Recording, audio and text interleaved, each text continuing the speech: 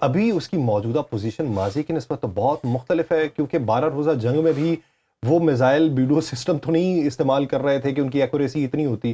اس جنگ میں لوگوں نے یہ بھی دیکھا ہے کہ میزائل ان کے گھروں تک پہنچ سکتے ہیں، سائرن بج سکتے ہیں، ہمارے لوگ مر سکتے ہیں، زخمی ہو سکتے ہیں، دنیا کو ہماری معلومات تک نہیں پہنچنے دی جا سکتی. تو انہیں یہ بھی نہیں معلوم تھا کہ iron dome, Arrow 1، Arrow 2، Arrow 3، David Sling اس حد تک ناکام ہو سکتے ہیں، پھر پیٹریاٹ ہمیں اٹھا کے لانے پڑ سکتے ہیں.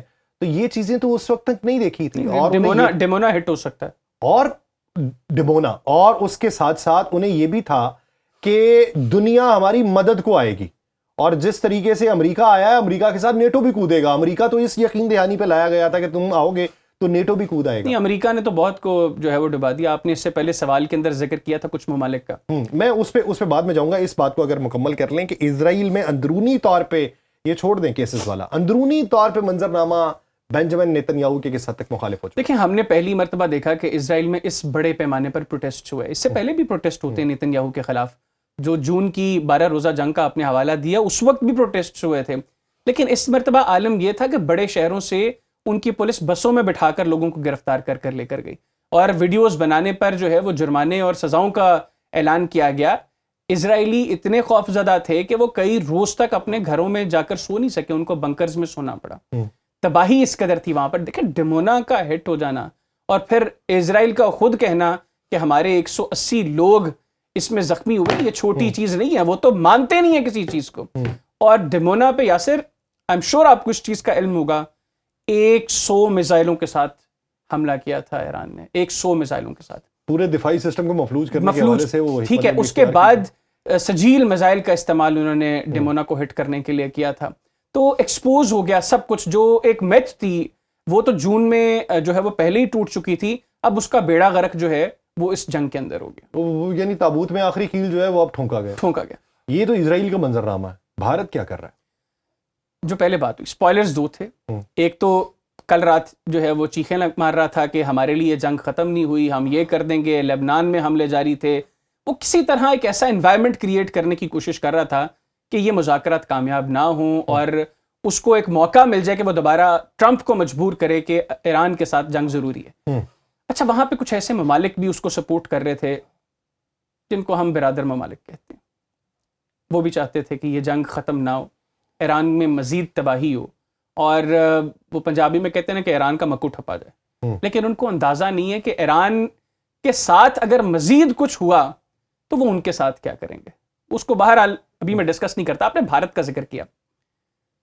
بھارتی وزیر خارجہ جے شنکر وہ یو اے ای میں تھے، اور یو اے ای کے اندر کچھ ایسی ارینجمنٹس کے اوپر وہ کام کر رہے ہیں جو اسرائیلی انٹرسٹس کو سرو کرتے ہیں. بھارت کے جو پیٹرولیم منسٹر ہیں وہ بھی ایک خلیجی ملک میں تھے، وہ بھی اسی طرح کی معاملات کے اوپر جو ہے وہ گفتگو کریں. بھارت میں بہرحال انرجی کا بھی بڑا سنگین مسئلہ ہے. ایک اور امپورٹنٹ چیز، وہ جہاں پہ تھے ان کے لیے بھی انرجی کا بڑا سنگین مسئلہ ہے. ایگزیکٹلی. لیکن وہ بلاک تو اس وقت پاکستان کے ساتھ، وہ بلاک پاکستان کے ساتھ ہے، لیکن بھارت کوئی بھی اپرچونٹی اس وقت مس نہیں کرنا چاہ رہا. وہ ہر جگہ پہنچ کر اپنی ایگزسٹنس جو ہے وہ اس کو شو کرنے کی کوشش کر رہا ہے. ٹھیک ہے، 40 دنوں میں تو شو نہیں کر پایا. وہ ابھی بھی شو نہیں کر سکے گا. ایٹ لیسٹ اس اسپیسیفک سیکٹر میں شو کرنا اس کے لیے مشکل ہوگا. لیکن جہاں پہ اس کو سپیس نظر آ رہی ہے، کسی بھی وجہ سے کچھ سپیس نظر آ رہی ہے جہاں پہ اس کو لگ رہا ہے کہ وہ اسرائیل کا ساتھ دیتے ہوئے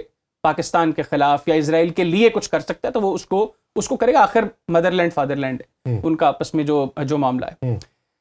سیکنڈلی، بھارت کے جو فارن سیکریٹری ہیں وکرم مسری، جو پاک بھارت جنگ کے دوران بھارتی وزارت خارجہ کے ترجمان تھے اور کافی ذلیل ہوئے ان دنوں. بھارتیوں نے خود ان کو کافی ذلیل کیا، ان کو اپنا ایکس اکاؤنٹ جو ہے وہ بند کرنا پڑا. وکرم مسری انٹرسٹنگلی امریکہ میں تھے 3 دن پہلے، اور امریکہ میں وہ ملاقات کرتے ہیں مارکو روبیو سے. اب مارکو روبیو کون ہے؟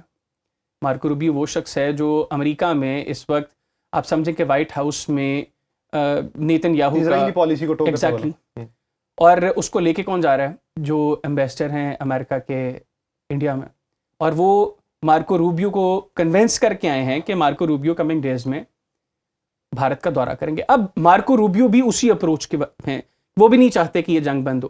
جے ڈی وینس بہرحال وہ اس اپروچ کے ہیں کہ یہ جنگ کسی طریقے سے بند ہو، اور جو کمٹمنٹس تھیں، جو وعدے تھے ٹرمپ کے کیمپین کے دوران، جو میگا بیس ہے ان کی میک امریکہ گریٹ اگین، اس کو وہ ٹو کرتے ہیں اور وہ چاہتے ہیں کہ امریکیوں کا پیسہ امریکیوں پر لگے. لیکن مارکو روبیو جو ہیں وہ دوسری اپروچ کے ساتھ چل رہے ہیں. تو یہ سب کچھ بھارت ابھی کر رہا ہے. وہ پھر وہاں پر ایسے لوگوں کو کانٹیکٹ میں ان کے ساتھ آ گیا ہے اور وہ چاہتا ہے کہ ان کو استعمال کر کے وہ دوبارہ ایک ایسی لابی ٹرمپ کے گرد جو ہے وہ اس کھڑی کرے جو اسرائیل کے لیے اس کو کنونس کرے کہ ایران کے ساتھ جنگ کتنی ضروری ہے. اس پوری صورتحال میں ڈائمنشنز خطے کی کتنی تبدیل ہونی ہے؟ نتائج کی بات ابھی نہیں کرتے کہ کیا نتیجہ نکلے گا کیا نہیں، چھوڑ دیتے ہیں، وقت کے اوپر چھوڑتے ہیں، کیونکہ گرد ابھی وہ طاقتیں نہیں جھاڑ رہی جن طاقتوں نے یہ بات کی ہے، تو کسی مصلحت کے تحت نہیں جھاڑ رہی ہوں گی. تو ہم اس پورے معاملے کو گرد میں رہنے دیتے ہیں. ہم صرف ان کے نتائج کے اوپر بات کر لیتے ہیں کہ نتیجہ اگر مثبت نکلتا ہے تب کیا ہوگا، منفی نکلتا ہے تب کیا ہوگا. فرض کر لیں نتیجہ مثبت نکلا، دونوں اطراف میں کچھ نہ کچھ ایسی چیزیں طے پا گئی ہیں کہ جو دونوں کے لیے قابل قبول ہوں کسی حد تک، یا وہ نیریٹو بیچنے کے لیے مناسب ہو. مشرق وسطیٰ کے ممالک کی ترجیحات میں بدلاؤ کیا ہوگا؟ کیونکہ ابتدائی طور پہ یہ کہتے تھے ڈیفنس امبریلا امریکہ کی ہے، ساری ٹوٹ چکی، اب ان سب کی ترجیحات بدل جائیں گے. ایسا تو ممکنات میں سے نہیں ہے کہ تمام جگہوں سے بیسز جو ہے ان کا انخلا ہو جائے، تمام جگہوں سے انویسٹمنٹ جو ہے امریکہ کی ختم ہو جائے، یہ عرب ممالک اپنی تمام تر انویسٹمنٹ امریکہ سے نکال لیں، یا جو وعدے مستقبل کے لیے کیے تھے ان سے دستبرداری اختیار کر لیں. ایسا تو ممکنات میں سے نہیں ہے. لیکن اوور آل ایک فارن پالیسی جو ہے وہ کتنی چینج ہوگی؟ دیکھیں اپروچ تو تبدیل ہو چکی ہے، اور وہ اس جنگ کے آغاز سے نہیں، اس جنگ سے بہت عرصہ پہلے تبدیل ہو گئی تھی. گزشتہ سال ستمبر میں آپ کو یاد ہے کہ ایک بڑا اسٹریٹجک پیکٹ ہوا، اور اس پیکٹ سے کچھ روز قبل ایک خلیجی ملک میں اسرائیل کا حملہ ہوا.